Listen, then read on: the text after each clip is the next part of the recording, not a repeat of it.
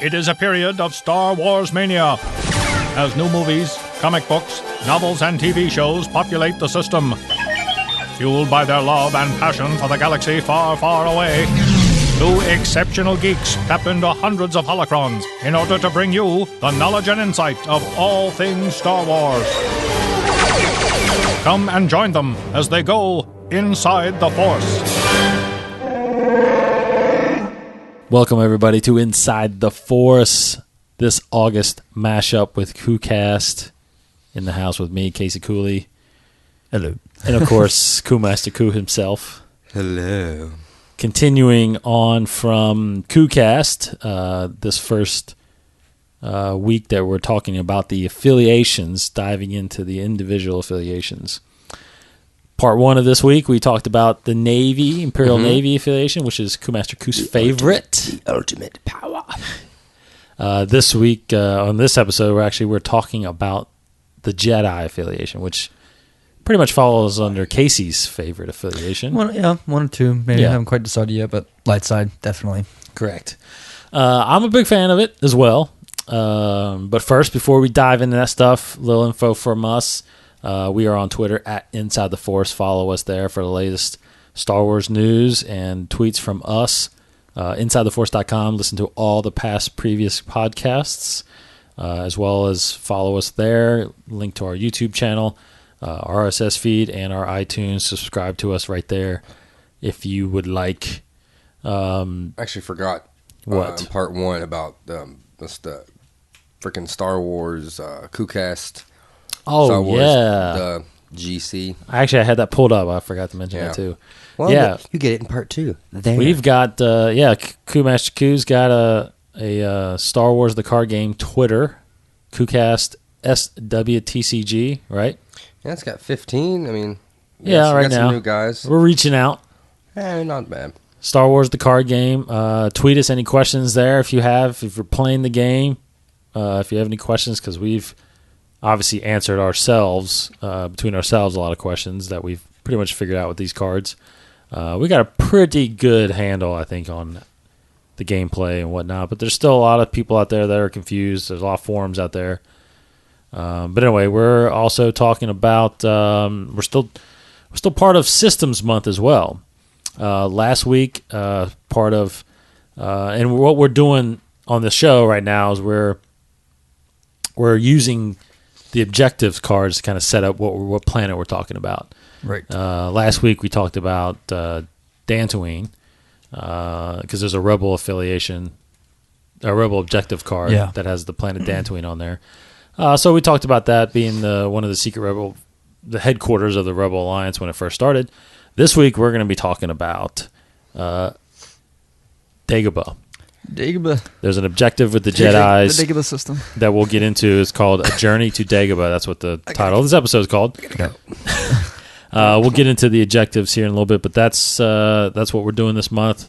Next week, I think we're talking about Yavin 4, correct? Yes. And then we'll finish up with Cloud City, Bespin. Cloud City, correct. City. All right. City, that's my territory. Hey, let's get out of here. You're not on this podcast. Well, I am. I've drank about 3 Coke 45s and I can't drive home. I don't even know what the clouds beer. Again, this is a family podcast. No, I'm just kidding. Whoa! I'm just Wow! Hey, come back. All right, so before we get into Adults. Dagobah, let's get into the Jedi affiliation. Last night, you guys actually played a match. Yes. And we actually did. played a match. Me and Casey did. We did as well. Earlier in the weekend, where I was the Navy, you were Jedi. Last night, you played Corey. Corey was Navy, you were Jedi. How do you feel like the match went? Well, I'm glad we did. Me and you did that kind of pre-battle thing. And excuse me for a second. Sorry. So fucking, that was sorry. freaking rude. Sorry. Dang it. But get that explicit on there. Yeah. So because I kind of changed my strategy a bit from when I played with you and when I played with Corey, because it's similar to kind of the Sith. You know, I had my strategy, I guess, is similar to how I would play with Sith. But I feel like the game with me and Corey went very well. I did the strategy I had planned on doing. I didn't draw the cards that would have helped my strategy become better, because we have a lot of cards here that have like Yoda, Obi-Wan Kenobi, Luke Skywalker. Basically, mainly Yoda and Obi-Wan Kenobi, who have a lot of Force icons. And I was hoping to draw one of those guys so I can commit them to the Force and like hardly ever have to worry about the Force struggle. I never drew any of my main Jedi guys. You didn't against me either. Well, against you, I just drew like a few units that had like 1 or 2 Force icons and didn't even have hardly any damage capabilities. They're all hiding on the bottom of the deck because they're wussy. Yeah, they're Jedi. That's the thing too. Like with these Jedi cards, because we talked about that on the podcast before, how each affiliation, each card really represents the character that they portray very well. We have the Jedi deck, which in the original trilogy, timeline, the Jedis weren't really warriors. They were, everyone calls them keepers of the peace. They're guardians. And it's always been the Jedi's mantra and MO. But in the prequel trilogy, they were more soldiers because of the whole war that was going on. But in the original trilogy, you really see, you only have like a few Jedi, but they're all very, like I said, pacifists, or, they resort to violence unless there's absolutely no way to go around it. That's Yoda, that's Obi-Wan Kenobi, and that is representative of their cards because they don't really have hardly any damage. They have mainly just Force icons, and like Obi-Wan Kenobi has 2 focus kind of attacks he can do. But Luke Skywalker, on the other hand, he has 2 objective damage and 2 unit damage because Luke is more of a warrior. He's kind of bringing that warrior aspect back to the Jedi. So his card represents that, and that's really awesome because he also has targeted strike. And he has a reaction saying, after your opponent's turn begins, remove 1 focus token from this unit, so he can like potentially come back and attack a second time if he's not committed to the Force. So the cards like that are awesome. You have a couple of ship cards that are pretty cool, but I I only drew one of my cards. Drew red 5 against Corey last night, and that's a really good card because it has 3 objective damage that are not edge enabled, and he's an elite as well, so you can remove 2 focus tokens from him. But so I didn't draw my best cards. I drew some really good cards though still. But my main power in my Jedi deck at the time were my enhancements and my events, because that's one thing I think the Jedi deck is really strong in are their enhancements. Because as I said, like Yoda, Obi-Wan, they don't have a whole lot of damage capacities, damage abilities. But these enhancements that you have will add to that. Like you have enhancements that say, this enhanced unit gains objective damage, or this unit gains a unit damage, or whatever, and targeted strike.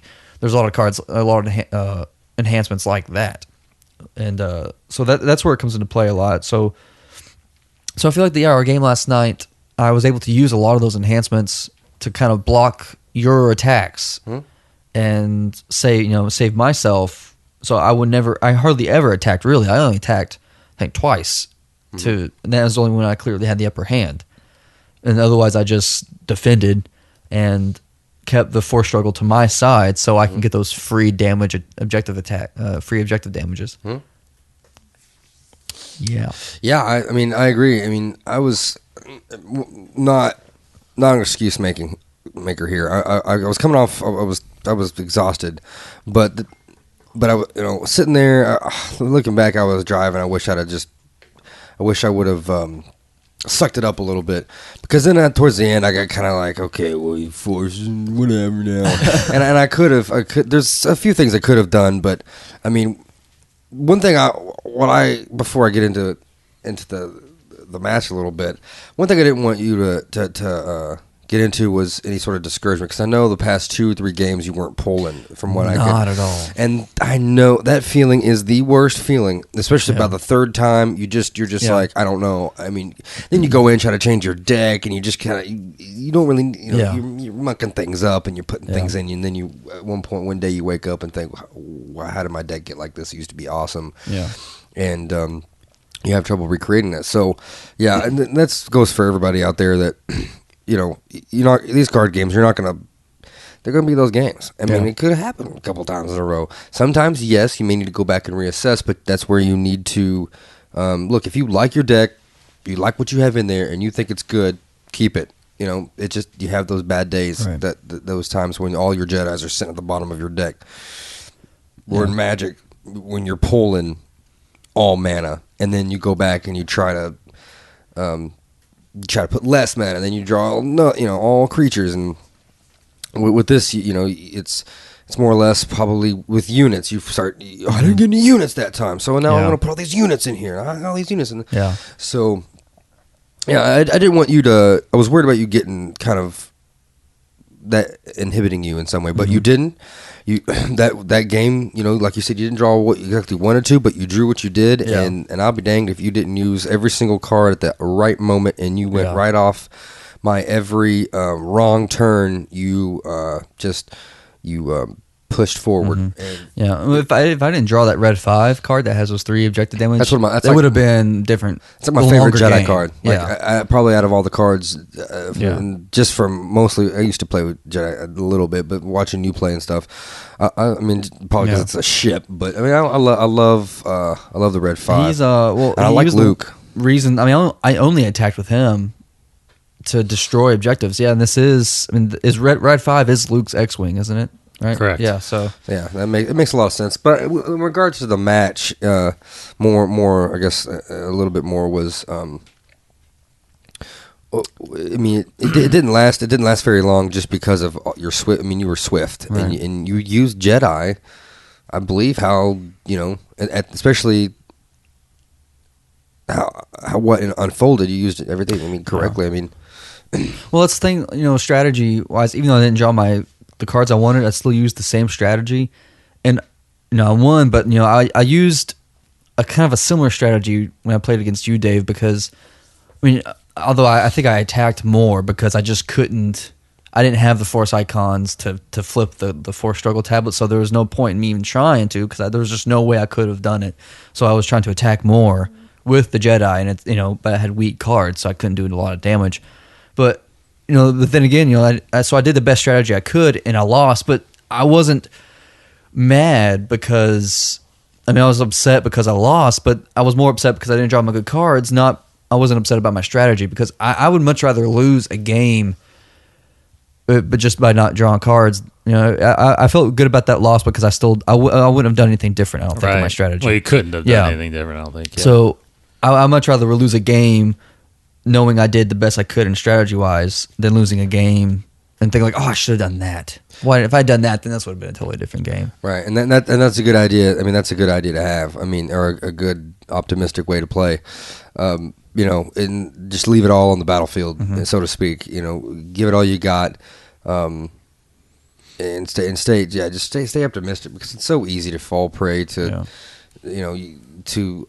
man, if I'd had this card. Yeah. It'd have been different, and well, you didn't. So there's that, and but you just gotta be a team player, and you gotta keep going, and don't get discouraged if you take it from me. If you lose 1,000 times, don't quit the game. But it is what it is. It's fun. I love it. Yeah, there's a lot of unlike the Navy that we talked about earlier. There's just a lot of cards that have focus or force icons on it. Yeah. Which is a good strategy to have, I think, with the Jedi, because you can, if you have the right cards out, you definitely could keep the balance to the light side. Yeah. Which in the end will definitely help you. It will prolong the game, for one. Mm-hmm. It will inflict damage, even though you might not have a lot of people that have damage capability. Because there is that lack of damage capability, objective damage capability with these cards. Because I think I remember when I actually lost to you one game when I was Jedi, and I went back because I was thinking, God, I didn't have anything I couldn't do any damage, enough damage. So I actually went back and looked, and there was probably I only found probably one thing we need to explain a little bit is each card. I don't know how much we talked about it, but each card that has damage capability, if it's a black icon, that is always the ability that it has. If it has a white icon, you only gain that if you win the edge battle with your opponent. So basically, if both of you enter engagements with units that have white icons, only one of you will be able to use them. And technically, and then of course, side note: if you're a defending player, you do not get the objective damage abilities. Only when you're attacking do you get those. But anyway, I found that there's only, I think I counted, there's only 5 black damages in my entire deck of Jedi. Seeing the rest of them are The rest of them are either white or they're not present. Right. For example, like Redemption, a capital ship, but he only has 2 white damages. Luke has 1 black, 1 white. like Redemption. Yoda, 1 white. Yeah. Obi-Wan, 1 white. I mean, those are Secret all. Those Informant, are the, this one here is 1 black. One black. That's the only other one. right. And I counted 3, 4. I think there's 5. I think there's 2 of those. 6. And I think I'm honest. There might not be much more than that. Yeah. Well, that's the thing with the light side deck because you need those enhancements, which can give you additional blast damage. Exactly. So, what, like I said, I was just piggybacking on what you said. Yeah. Yeah. You need these enhancements because they add they add blast damage to units. Yeah. Because there is a lot of Jedis in here. There's a lot of like Jedis in hiding, Jedi training, guys. There's a lot of force sensitive guys in here, and there's a lot of force sensitive enhancements. Yeah, that basically enhance The Jedi lightsaber one. Yes, you gain a unit damage and a blast damage. There's one where there's one in here that gives, I think, doesn't it give Yoda like targeted strike and stuff like that. So A lot of there's several cards that have like a training name, like Shitro training, Makashi training, Surisu training, and they kind of do that. They give the unit like either a damage or a shielding or targeted strike, something like that. Which So there's a lot of ability, and then of course you have a lot of event cards that help. Did you go? You didn't say any of those, did you? No. Mainly, like obviously the biggest one I think is this Return of the Jedi. That's a good one. Yeah. Huge, because if you are attacking and Luke or Yoda or Obi-Wan gets killed, or if you can see, that's the great thing about this card. If you have this card in your deck, you can sacrifice one of those guys in an edge battle and win the edge because it has so many force icons, knowing that when I have pull this card, I can pay for it, and then you pull him out of your discard pile. How much does it cost? Put him into play So with 3. That's not bad. So that's probably one of the main reasons it's in there. Well, it's definitely better. And you play it from your discard pile. It's not like you have to put it in your hand and then pay for it again. Yeah. So basically, that card costs 3. So technically, you can sacrifice Obi-Wan, which costs 5, and just have him in and save 2 resources by playing him from your discard pile. I think I've done that before. So it's a really big card. And then of course, Counter-Strike I think is a huge card. When an event card is played, cancel its effects.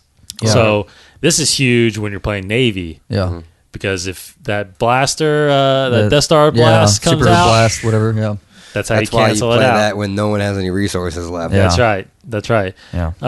And then of course, emergency repair is really I good. love that one. Yeah. I was Remove that one all right here. damage from a target objective. Yeah. That is huge. So there's a lot of ability. I mean, granted, they're Jedi, so they have a lot of ability. There's a lot of ability that you have with these cards that can give you a big edge, I think. And then, of course, we keep talking about this one.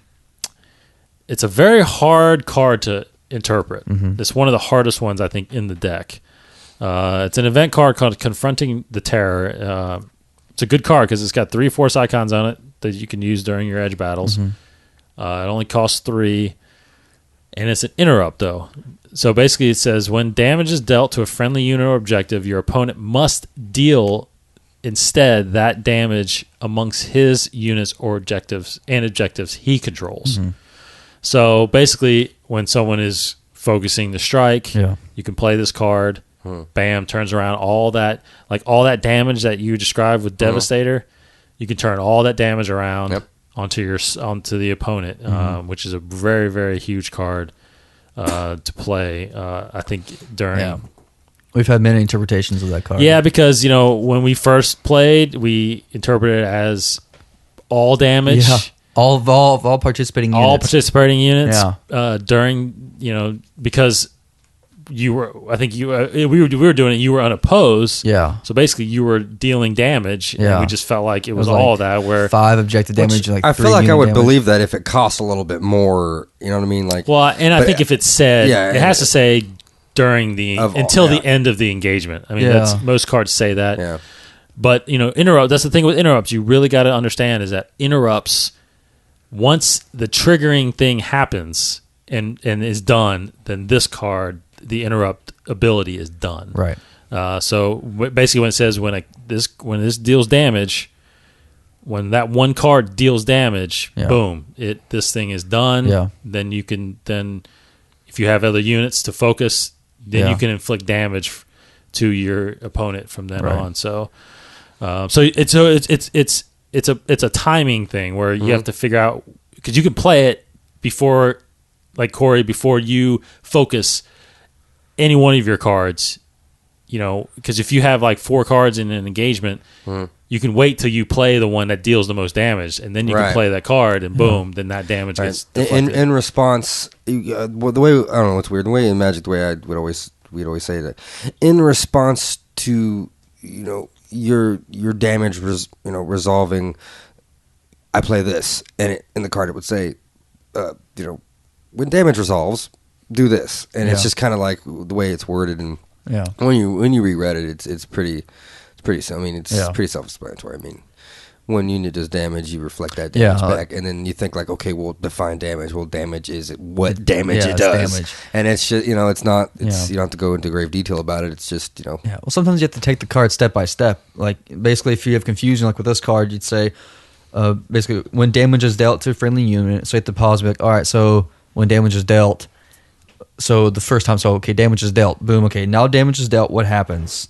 Your opponent must instead divide that among any number of units he controls. So that's like the second step. So you don't want to rush into it and just be like, oh, okay, I just read the whole thing once. That means any damage by any unit I'd reflect. So you have to like really focus and take the description in parts to really and just go by the wording. And you don't want to put too much thought or too much reading into it. But some of these cards have some vague wording, and so you have to really think about it though. That's I mean, I feel some of the if not vague wording, I think we'll get better after, because you'll have people that, okay, well, we'll squash your stupid ass argument and we will just make it more more detailed. I mean, it's I think they'll do that. Well, one day, but they've released updated like appendices.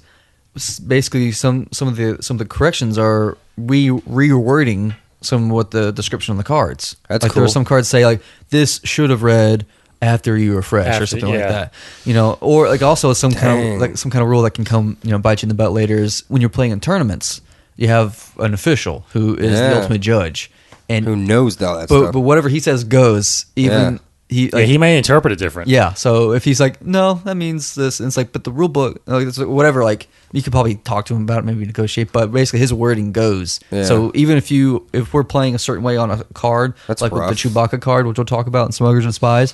Oh right, we have our deflection. our own interpretation, which we believe is true. The guy can come out and say like, no, it's actually this. Rules is rules, though. That sucks because but some of those that have vague wording that can go either way, he may interpret it the other way.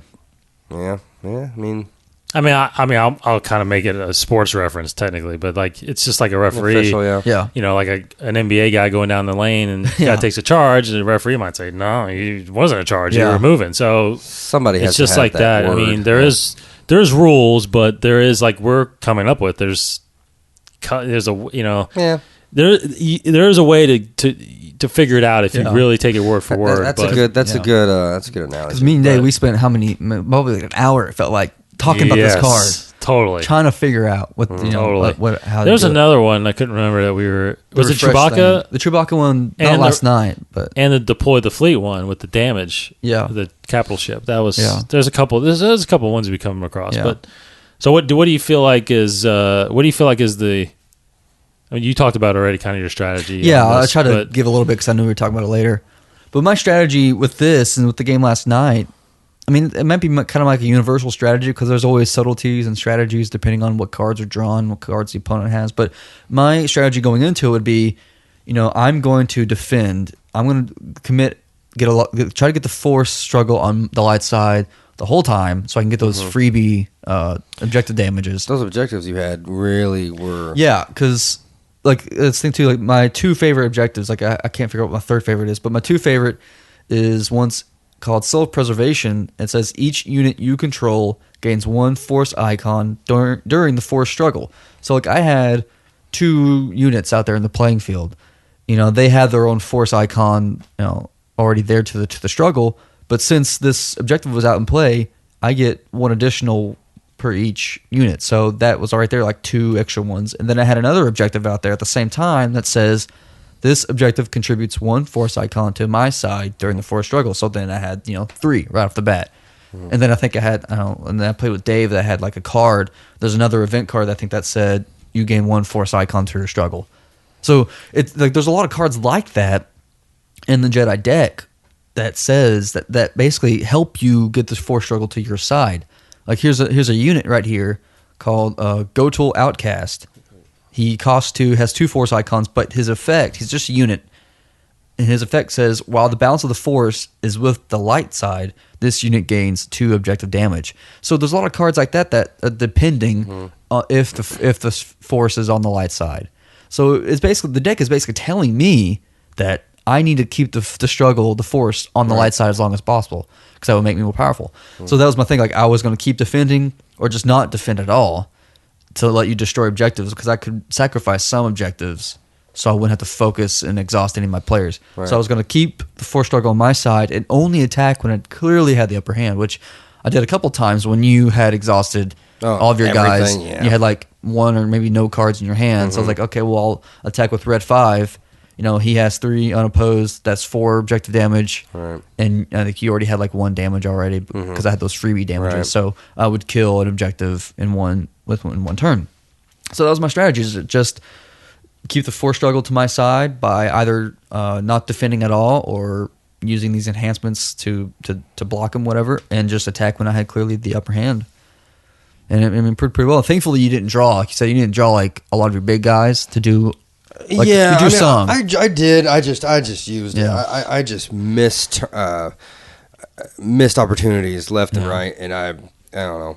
I crapped out on that, and then I fell victim to the. I mean, you were just doing so well with the force stuff, and I was just like, force whatever. Because you had both those objectives that contributed. Yes. Which is huge. I'm just glad I drew that on the first time. Huge. And I had like another objective out there that said, when this is damaged, you search your deck for another objective, put it into play immediately, and you destroyed it. You had that Yavin one that was deal with the first time. Deal with it regardless. So I got rid of that one. I just I picked and choose my battles unwisely, and it did not help that you were capitalizing on that, and that just buried me.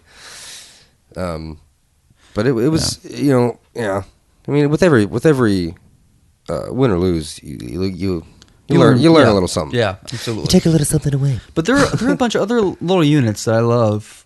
I mean, we talk about like what our kind of favorite cards are. We kind of skipped around it a little bit, but some other guys like, although they don't have a lot of damage, but Secret Informant, like we just mentioned, she has 1 objective damage, but she has a really cool effect. Yes. Saying while this unit is participating in an engagement, you may resolve the effects of each fate card in your edge deck an additional time. And I use this really well. Huge.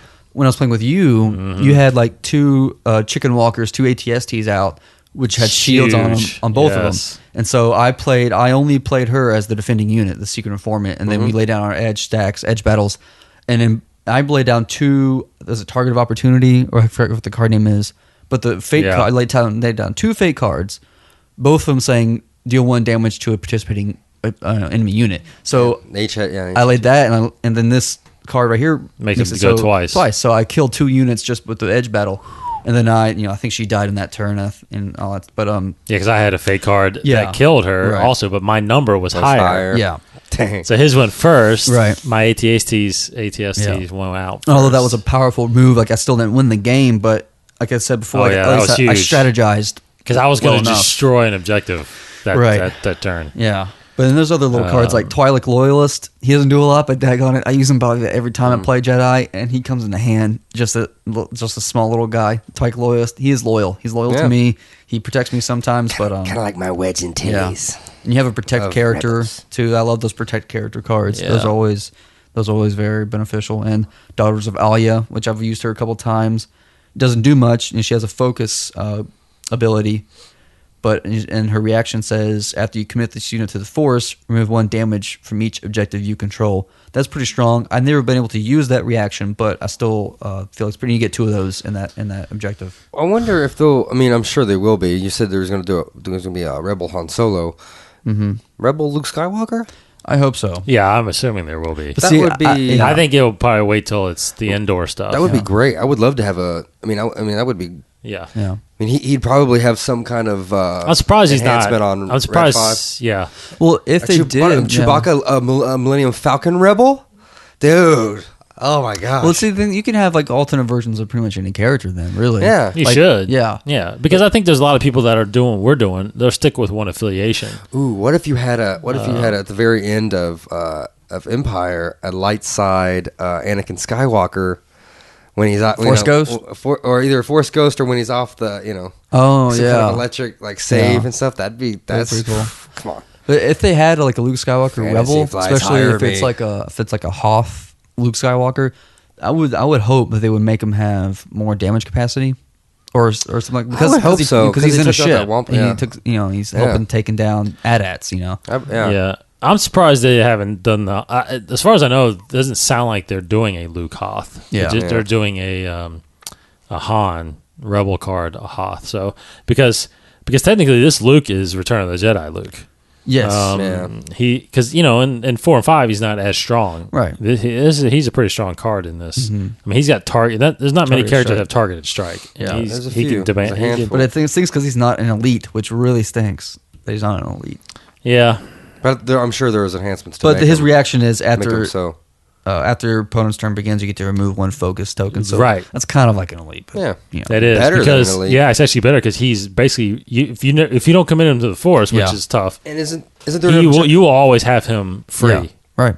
isn't there an objective that says something about remove a force icon from a force user or something? There's some of those.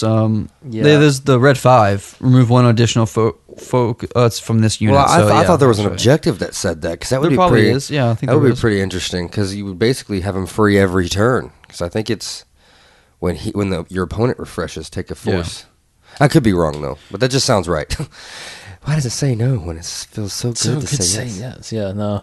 But I don't. there- No, yeah. it does say after you refresh, remove 1 damage from a Yeah. target unit, but not. Okay, well then that's probably what it was. But see, you talk about objectives again. There's an objective here that kind of helps you deal those objective attacks. Like there's one. It's a neutral, but it's called hit and run, and I only include it because of this. Yeah, hit and run's kind of Because of this effect, it says after you win an edge battle as the attacker, deal 1 damage to the engaged objective. So, that's just a little.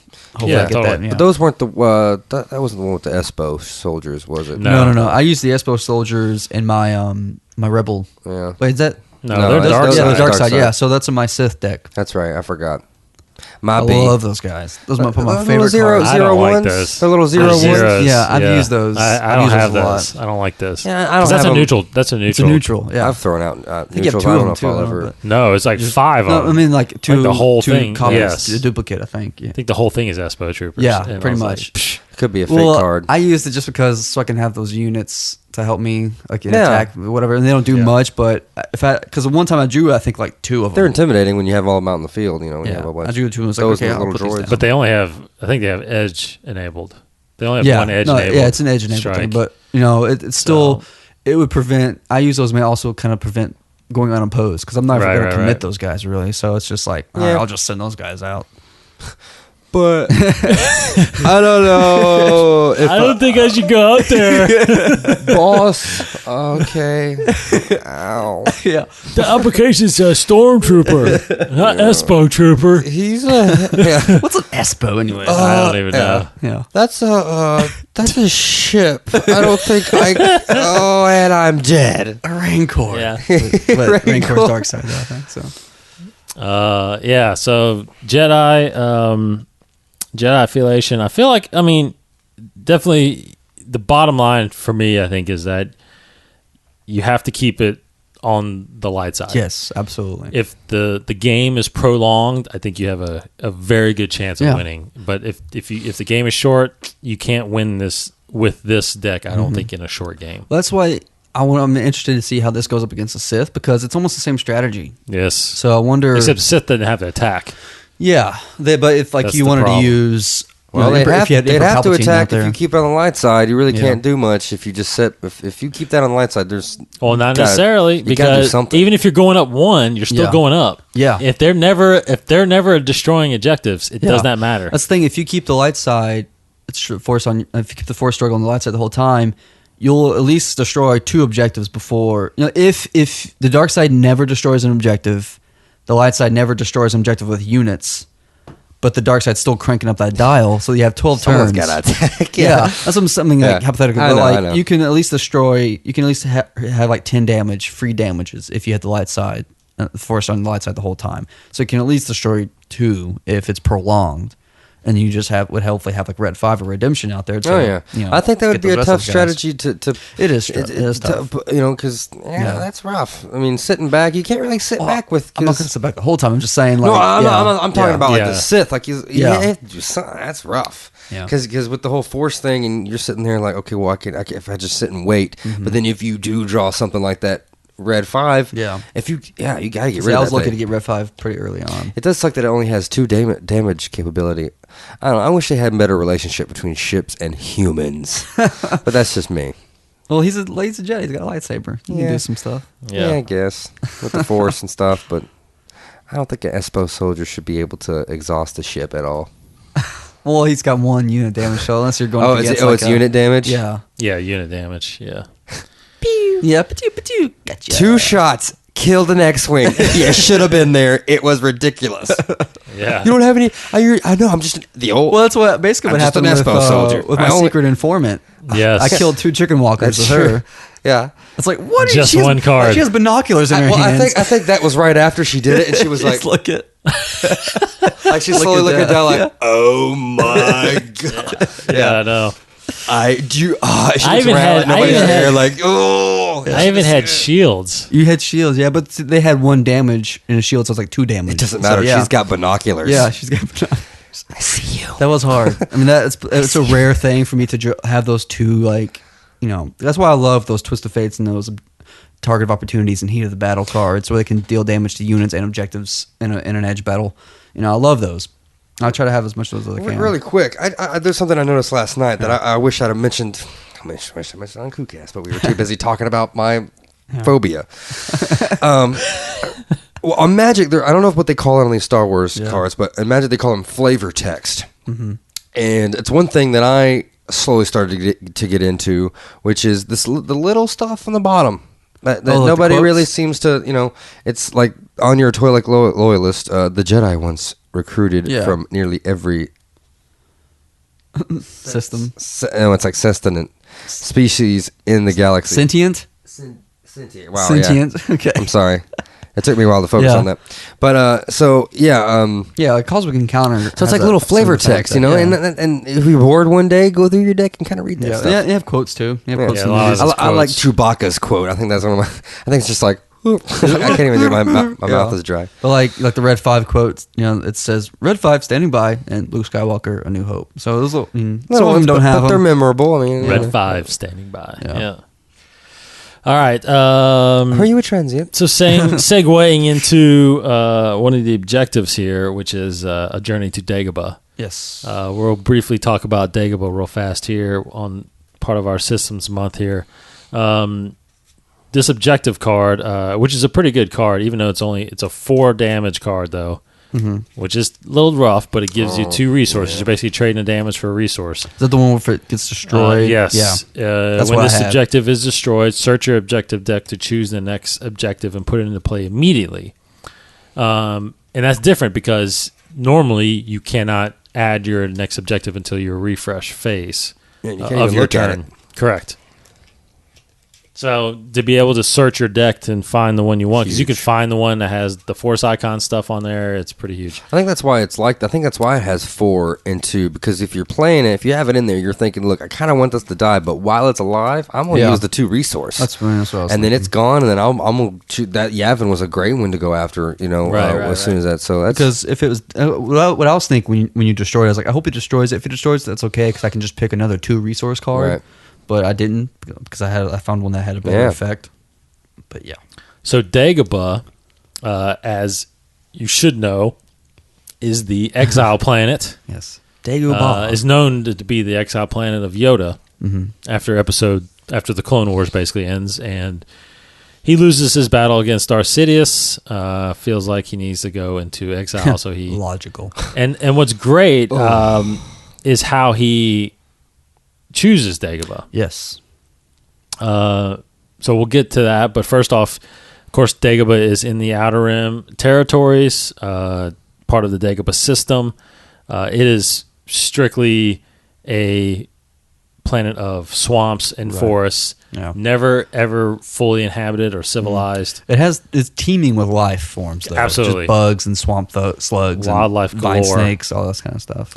It says bob wings, dragon snakes, like you said. Yeah. Vine snakes, everything. So big slugs, swamp slugs. That was actually one of our questions, spiders? I think. Wasn't that a trivia question last week? It was. Swamp slug was the answer?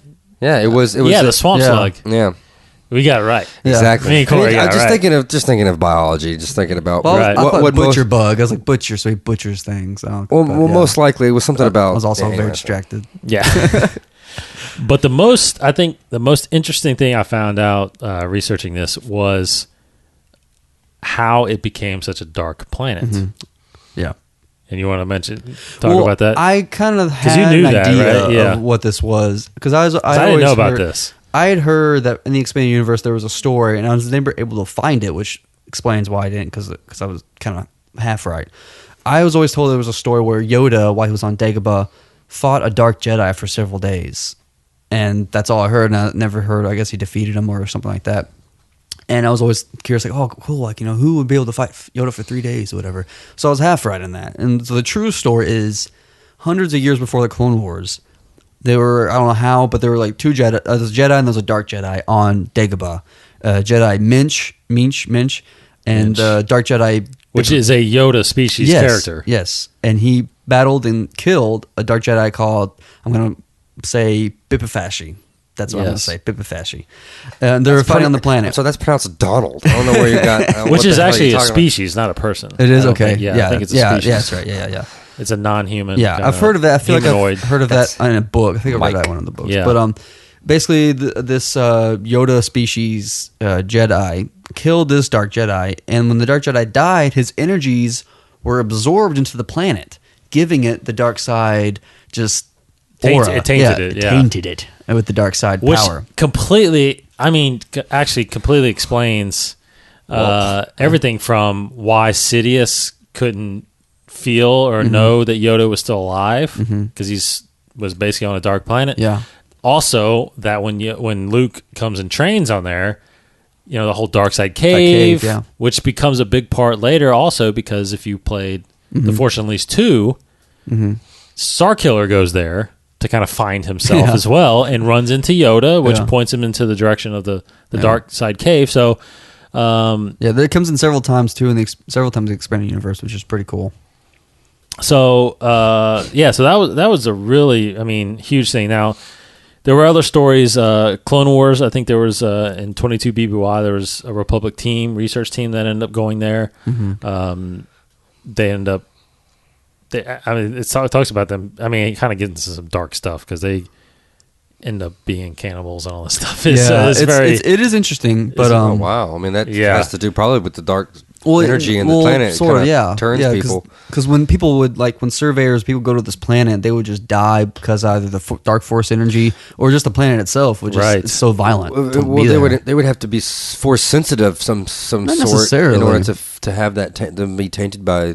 Because it's still the Force. The Force can affect non-sensitive people, so, so it's still, in a way, it can affect people. It must have done something to the animals there too. Then I mean, Probably. Yeah. The biggest thing too is Yoda during the Clone Wars remembered when Kenobi and I guess that was it was right before the war kind of broke out. Couldn't find Kamino. Mm-hmm. Kamino was erased from the Jedi archives by which you find out probably Count Dooku when he was a Jedi as he turned. But Yoda remembered that, and when the war broke out, actually figured out, obviously thought about, hey, there's probably other planets out there that are uncharted or have been erased. He discovered 37 worlds, actually, that were either unaccounted for or not included in the Jedi archives. Dagobah was one of those. So it obviously became clear when he decided, hey, I need to get exiled. I'm going to go to somewhere that's not even really charted. No one's ever going to find me. So obviously that's really the main reason why Dagobah was actually chosen by him to go wait till Luke grows up, basically. So other than that, I mean, I don't know if you have anything else, Case, but other than that, everything else is kind of during the movies. Yeah. I mean, there's some stuff after the movies, some expanded universe stuff. Like one really cool thing is the New Republic or the New Republic establishes a base. Yeah, they had to put a base on there, which is pretty cool. Luke goes back there with Mara Jade in a book I remember reading, and it actually takes her through the cave, and it's pretty interesting. And yeah, I mean, it's besides that, it's not much with the planet. I mean, it's not much you can do. You can't do anything there. So yeah, I want to send me a Dagobah to clear out a big space. But other kind of little things to mention too. It's it is part of the Outer Rim territories, and it's in the Dagobah system of the Sluice sector. There's the geography. Yeah, it's mainly swamps. I think Rosie O'Donnell is actually bogs, also jungles, there. bayous. I think that's where she's from, Dagobah. 8% of the planet's covered in Well, water. Case, I actually just read this. What's up? You were actually right in your research earlier because according to this, it says that in Heir to the Empire, it describes how Yoda returned to Dagobah to kill a Dark Jedi and killed him on the planet. But that no longer is considered part of the continuity because Yoda had never been to Dagobah before his exile. Okay. So it was in Heir of the Empire. A lot of as things far as a flashback. Yeah. But that had now it's not considered. So that's probably where you read that, obviously. That's probably where I read it, yeah. And there's several things actually happened in Heir to the Empire that they've kind of corrected and changed. Like the whole villain in that book, George Saboth, like they've changed his origin pretty much from that book. A lot of that stuff's going to be dropped, especially after episode 7, 8, and 9 come out. So that is the planet Dagobah. And that's Dagobah. Well, there you go. And that is a thing for you to know in your brain. That's brain wrinkles for you. So we got some little bit of news, not too much. D23 was a bust. It was no news from D23. They talked about the Star Wars and kind of parks and additions to Disneyland. So we got a new coaster, and it goes in circles, and so it's concentric circles. Like from what I read of the live tweets of the event, it seemed very lame. It seemed like it was very quick. Like now it's our Lucasfilm event. There's nothing new. Sorry, I know. Here's some Disneyland stuff. There was a great highlight reel. Yeah.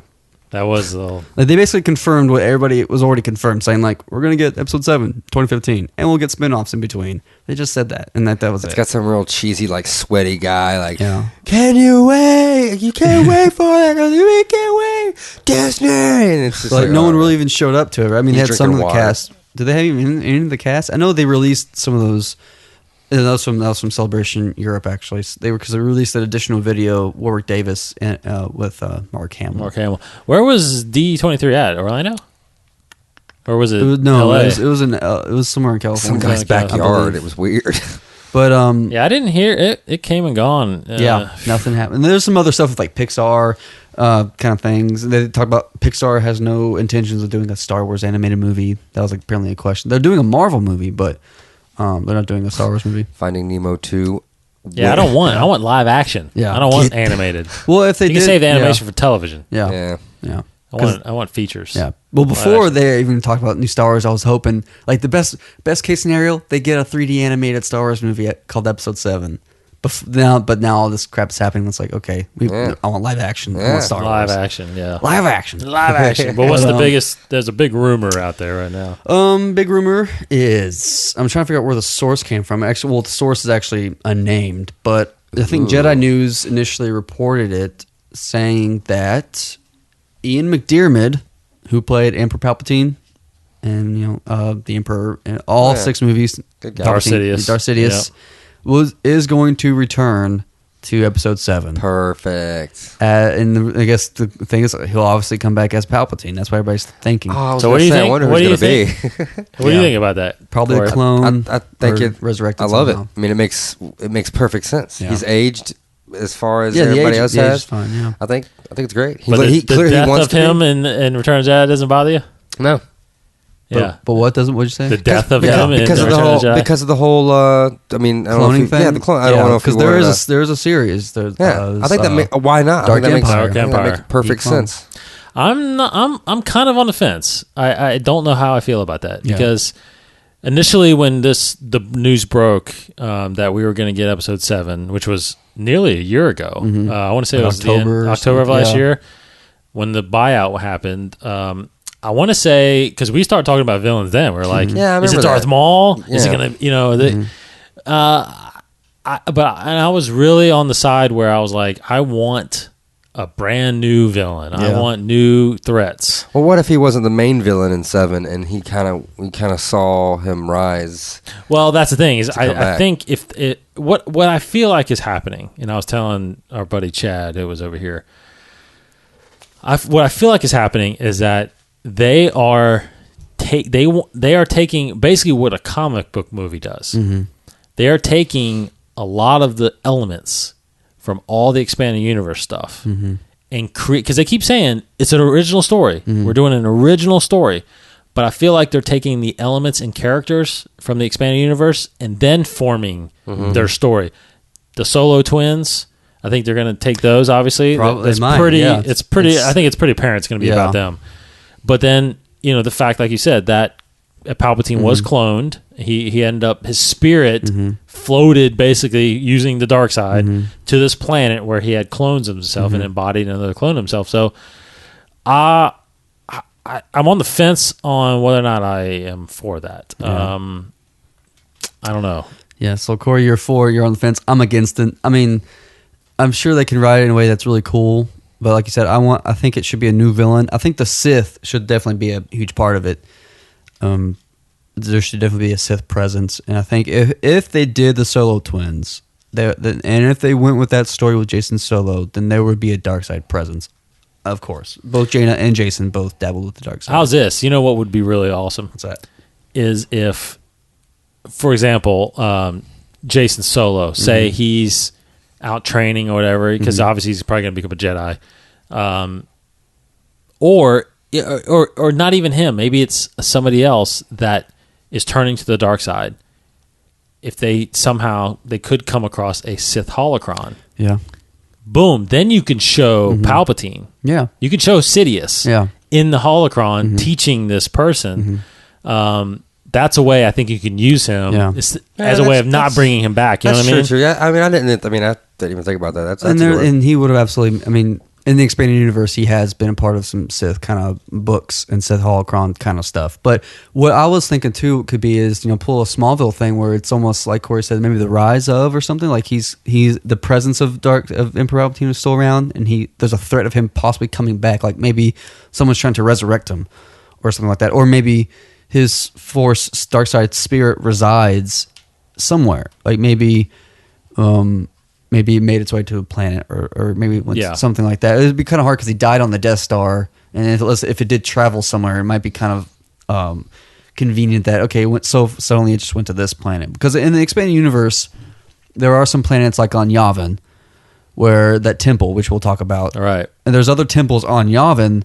One of them has the dark side spirit of Exar Kun, who's an old Sith Lord, where he kind of fused his remains and his spirit fused with this temple, with some little temple. Something like that could happen, where maybe like Jason, goes to some place on Yavin or somewhere, and comes across the dark side spirit of Palpatine, where then that taints him, that corrupts him to bring Jason to the dark side to get revenge and to destroy the Skywalkers. But maybe that could be ultimately the spirit of Palpatine's goal is to maybe possess Jason, something like that. So maybe that's something like maybe that is a story. Maybe Palpatine's spirit possesses Jason. That's how he goes to the dark side. Yeah. It's not really Jason going to the dark side. It's Palpatine possessing him. But then you're not really. There's no reason to cast McDermott unless somehow he comes to fruition. Yeah. Somehow maybe he uses his body as a host until he can eventually corrupt him and take control over him and become him or something. Because the Force, has. I think there's a way to make it cool. Yeah, but I feel like they should. I mean, unless there's a great idea that it's hard to pass up. But I do like the idea because honestly, it could be the fact that he doesn't show up in 7. Yeah. It could be a build up. Like they're trying to get That's him what I was back, thinking. and he I shows up think in. that would be he shows him in pretty 8 neat, or 9. That's what I was thinking. Like As he's like coming a back. more even badass, character. So You could be like a robot or something. No, never mind. Well, they that were was kind of stupid. You guys. This would kind of go along. I was kidding. Hey, you guys. But this will kind of go along with the rumored plot we had a while ago saying that it was a Palpatine disciple. right. Palpatine disciple learning from the spirit of Palpatine or holocron of Palpatine. Or Yes. Palpatine himself That who's would be just cool, like- hidden somewhere. Like kind of like how, I don't remember which one it was, but those bay doors opened up and you kind of glimpse of Darth what Vader was looking at in his Oh, helmet. yeah. came up. Like if you kind of had almost the same looking thing and it was Palpatine. Palpatine Yeah, learning from no. somebody sitting there. Like, you're That's- like, what? But if he came back, it would have to be some sort of clone or dark side presence somewhere because his body's gone. Oh yeah, totally. So it would have to be something like that. But they've well established cloning, so Yeah, it's that's definitely cloning. It's definitely Unless it was like the Dark Empire where Palpatine made a contingency plan where That's right. he had bodies already That's right. lined up, kind of thing. Would he make them like young bodies, or would he have aged them exactly? Like, no, I want them old. That's the thing in the book. He was young. It actually was awesome because you had Luke Think of Palpatine in a Skywalker. young body, man, being Yeah. agile, and I guess that really doesn't matter. That's the thing because Luke Skywalker fought a Palpatine who was young and in his prime, Yeah. and Luke beat him.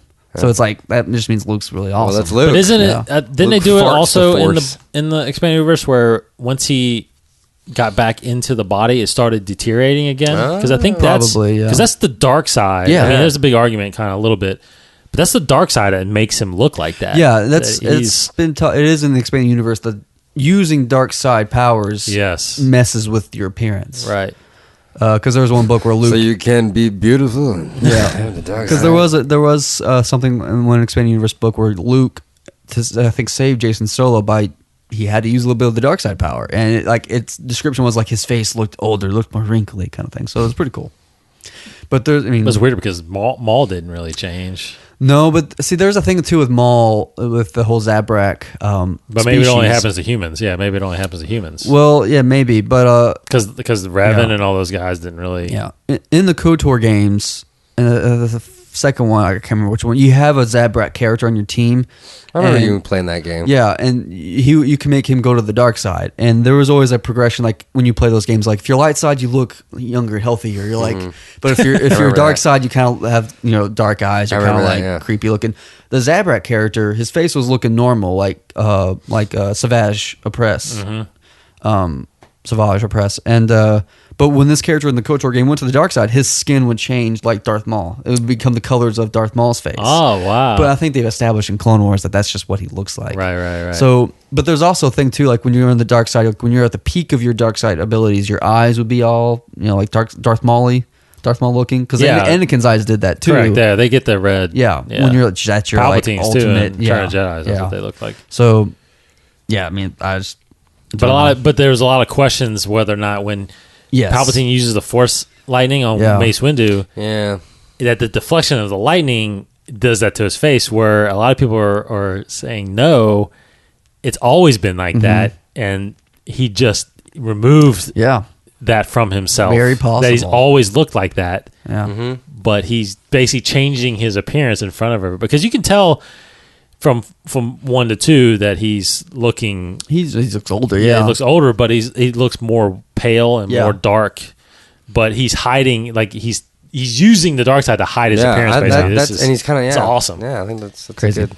But so there's one more brief little thing I just want to mention. It's actually congratulations to George Lucas and Melody Hobson. They have a baby. What? Yeah, you didn't read this. A New Hope. I thought, this came out. Wait a minute, they adopted? No, a natural born child. She's been pregnant this whole time? I guess so. This whole time? Yeah. This is huge. Yesterday. Oh my Let's God. see. Actually, it's August 12th. Sorry, in the microphone. But yeah, August 12th, Melody Hobson and George Lucas welcomed baby Everett Hobson Lucas. Oh my Yeah, baby God. girl.